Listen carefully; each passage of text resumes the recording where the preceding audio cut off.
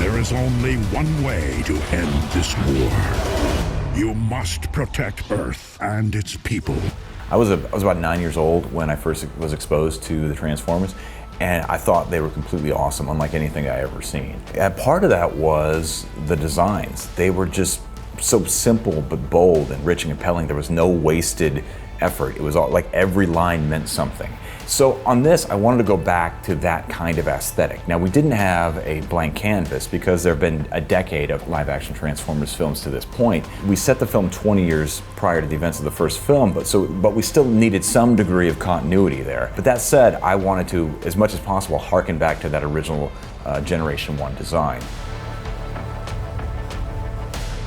Bumblebee was going to be a VW Beetle because that's what he was, and it made sense for the story because, you know, B, he's a scout and he has this warm, caring personality. And for me, like, there's very few things like a VW Beetle that evoke that kind of feeling. It's got these beautiful round edges and curves, and if you've ever thought you could hug an automobile, it would be a VW Beetle. So that's essentially what we did with Bumblebee's design.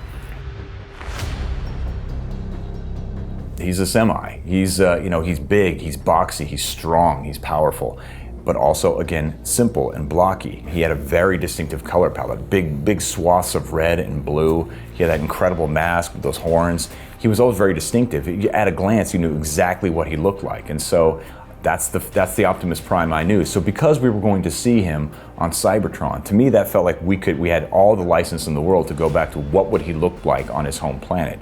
And I was inspired by the original cartoon, by the toys, by the comic books.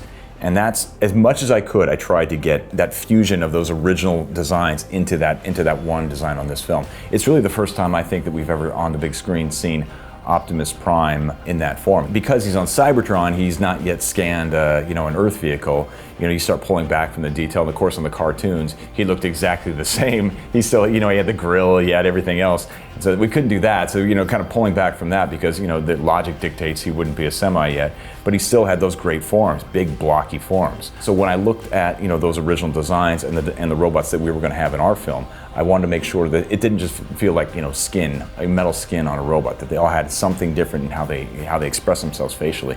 You look at Bumblebee, you look at Blitzwing and Shatter and Dropkick, they all have something different. They aren't just lips on a robot face.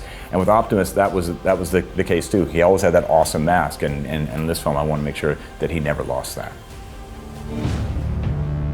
Soundwave, when you think about it, what he could transform into was pretty lame. It was like a boombox. But the design when he was a robot was so cool. And so in thinking about the antagonists that our Autobots had to come up against on Cybertron, he was definitely front and center. He was kind of all logic, all aggression, and so we just went back to that simple design. He had this blocky chest because within his chest he had these tiny little Decepticons that could then open up and launch out, and whether it was Laserbeak or Ravage or any number of the other the characters that can somehow live inside him. That was always a surprise when you see that little cassette thing open up and something would fly out. And if we were going to have the opportunity to do that, well, then I was going to have Ravage in there. And so if you look at every single shot that we see Soundwave in, you can see there's a little bit of a kind of a glass shape in a window into what's inside him, and you can see Ravage all folded up in a tape form.